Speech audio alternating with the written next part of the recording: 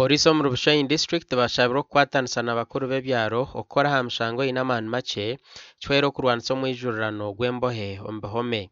Bigambirwe omu mushomo ogutebeekanisibwe aba Foundation for Human Rights Initiative Bushenyi Legal Aid omu Bushenyi district. Misango egifaanana bwe gityo gisobolera ddala okuwozesebwa oba okumalirwawo nga waliwo enkolagana ennungamu wakati wa poliisi n'abo abawaabi b'emisango, enkolagana ya kkooti n'ekitongole ekiwaabi ky'emisango. So there are dangers, and this one I want to tell our friends from FRI and even what the chief was saying. Sometimes actually you guys have no option but to charge, mean to register the case, because registering the case is different from charging and starting the investigation.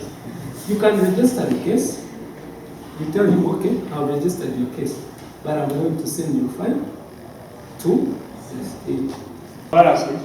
The judicial officer should be impartial, should be independent.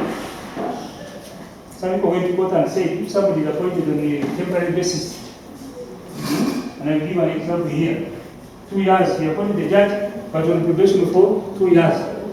Can you make a mistake in those 2 years to annoy your boss?